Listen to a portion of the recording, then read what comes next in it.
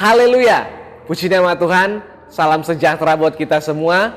Mari terus merenungkan firman Tuhan menggunakan 365 hari yang mengubahkan, agar kehidupan kita hari demi hari semakin diberkati oleh firman Tuhan yang kita dengar, yang kita renungkan, dan yang kita pelajari bersama-sama.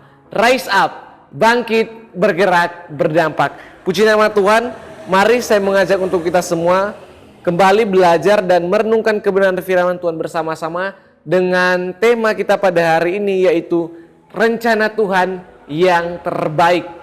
Mari kita buka ayat pokok kita di dalam Ayub 42 ayat 2. Saya akan membacakannya untuk kita semua dan Bapak Ibu Saudara dapat memperhatikannya. Ayub 42 ayat 2 berkata, "Aku tahu bahwa Engkau sanggup melakukan segala sesuatu dan tidak ada rencanamu yang gagal." Puji Tuhan, kita akan sama-sama merenungkan firman Tuhan menggunakan OIA. Ada observasi, interpretasi, dan aplikasi. Di dalam observasi, penulis kitab Ayub ini tidak diketahui secara pasti. Ada yang mengatakan Musa karena kitab ini termasuk kitab tertua. Ada juga yang mengatakan Ayub sendiri yang menulisnya. Nah, kita masuk dalam pembahasan. Sebelum keadaan Ayub dipulihkan Bapak Ibu Saudara, ia terlebih dahulu mengalami penderitaan yang hebat. Dan di bumi ini mungkin tidak ada orang yang mengalami penderitaan seberat Ayub.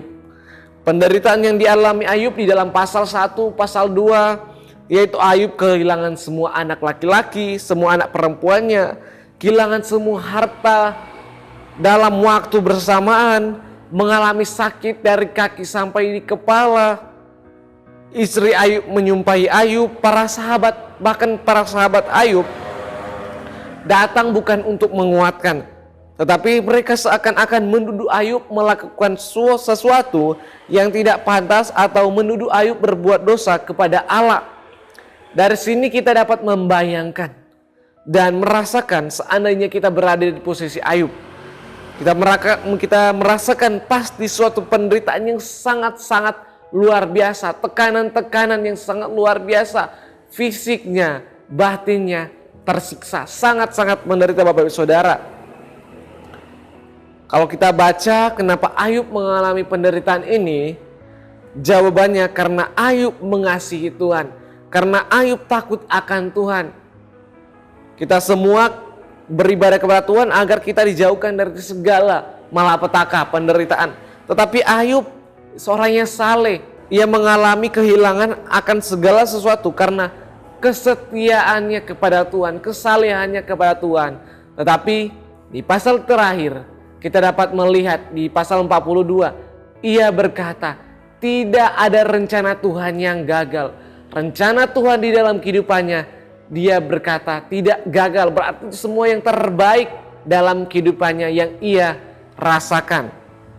Lalu kemudian Bapak Ibu Saudara, di dalam interpretasi, bagaimana jika hal yang dialami Ayub terjadi dalam kehidupan kita?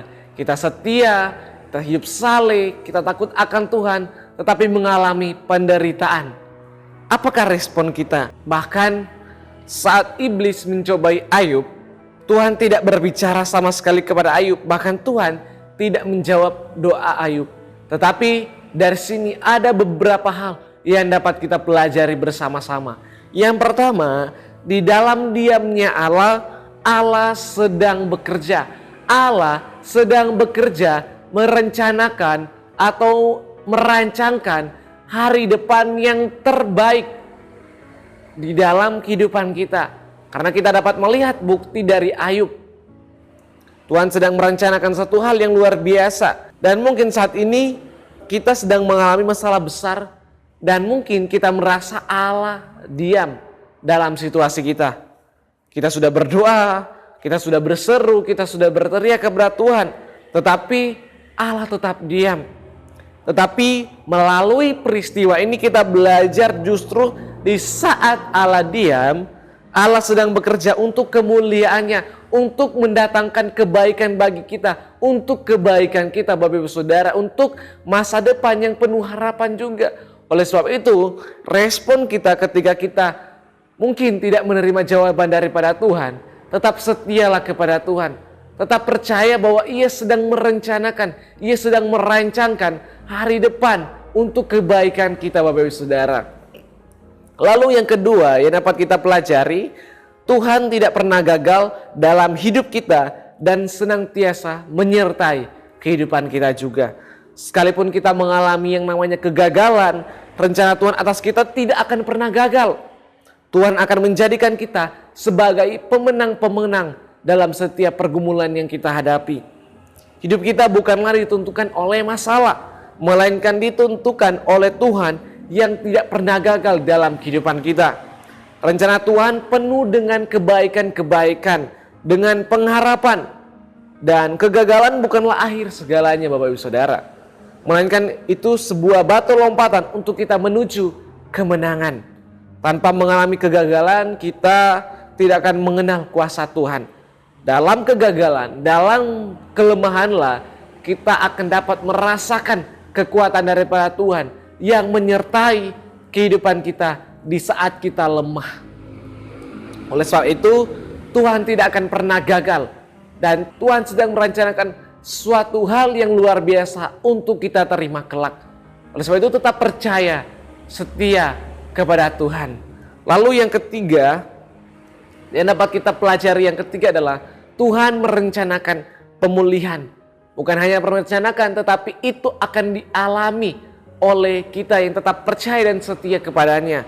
Kalau kita melihat keadaan Ayub, di mana Allah memulihkan keadaan Ayub, Allah memulihkan relasinya dengan Ayub, Allah memulihkan martabat Ayub di hadapan para sahabatnya, Allah memulihkan relasi Ayub dengan keluarga dan kerabatnya, Allah mengembalikan semua kekayaan Ayub, Allah memulihkan keluarga Ayub, dan Allah memberkati Ayub dengan usia yang panjang, sampai-sampai dikatakan dia hidup sampai keturunan yang keempat.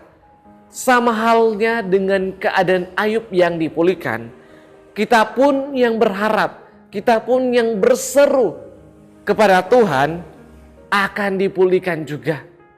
Percayalah bahwa Tuhan sedang merencanakan pemulihan dalam setiap kehidupan kita Bapak Ibu Saudara. Dan itu dia bukan hanya berjanji, tetapi ia akan menggenapi, dan itu pasti akan terjadi di dalam setiap kehidupan kita. Yang percaya katakan amin. Di dalam aplikasi, marilah tetap setia percaya kepada Tuhan. Dalam peristiwa yang terjadi pada Ayub, Ayub tetap setia dan mengasihi Allah. Ayub tetap berharap dan mengandalkan Allah. Sehingga di pasal 42 ayat 2 ia mengatakan, aku tahu bahwa engkau sanggup melakukan segala sesuatu dan tidak ada rencanamu yang gagal. Sehingga di pasal 42 ayat 10 mengatakan, dan Allah memulihkan Ayub, dan Ayub mendapatkan 2 kali lipat dari apa yang sebelum menjadi miliknya. Puji Tuhan. Mari kita tetap berjalan dalam rencana Allah. Walaupun terkadang kita tidak mengerti rencananya kepada kita, tetapi ada satu hal yang pasti, bahwa Allah itu baik dulu, sekarang, dan sampai selama-lamanya. Ia tetap baik. Dia tidak akan mencelakai kita, melainkan ia mempunyai rencana yang terbaik dan luar biasa indahnya di dalam setiap pribadi lepas pribadi. Tuhan tidak pernah keliru dalam rancangannya. Sebab itu jangan menyerah dan putus asa dalam menghadapi pasang surut hidup ini. Sesulit apapun jalannya, jika itu kehendak Tuhan atas kita, yakinlah bahwa itulah yang terbaik. Tanamkan dalam hati kita bahwa perjalanan yang sulit dan melelahkan akan ada rencana Tuhan yang luar biasa di dalamnya. Dan teruslah berjalan dalam kehendak Allah, dan pasti Ia sanggup melakukan segala sesuatu perkara dalam kehidupan kita. Yang terbaik Ia sudah sediakan untuk kehidupan kita. Amin. Puji nama Tuhan. Kiranya firman Tuhan ini dapat menjadi berkat dan kekuatan bagi setiap kehidupan kita Bapak Saudara. Terima kasih telah mengikuti renungan 79 yang mengubahkan. Bapak Ibu Saudara yang ingin didoakan untuk pokok-pokok doa tertentu, atau ingin menceritakan kesaksian mujizat kesembuhan, pemulihan masalah keluarga dan lain-lain, dapat disalurkan melalui chat WhatsApp di nomor 0813 2742 0088. Tuhan Yesus memberkati kita semua. Mari kita satu dalam doa, kita berdoa. Terima kasih Tuhan, terima kasih Bapa yang baik. Kami mengucap syukur atas setiap kebaikan Tuhan di dalam kehidupan kami.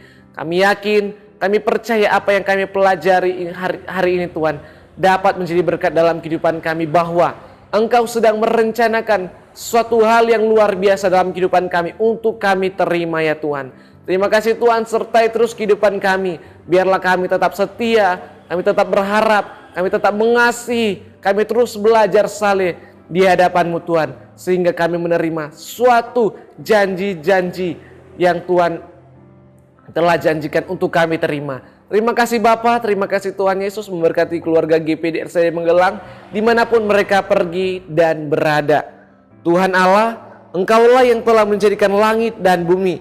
Dengan kekuatan-Mu yang besar dan dengan lengan-Mu yang terlentang, tiada suatu apapun yang mustahil untuk-Mu. Terima kasih Tuhan, biarlah segala pujian, hormat dan kemuliaan hanya bagi-Mu. Kami serahkan doa kami hanya di dalam nama Tuhan Yesus Kristus. Haleluya. Amin.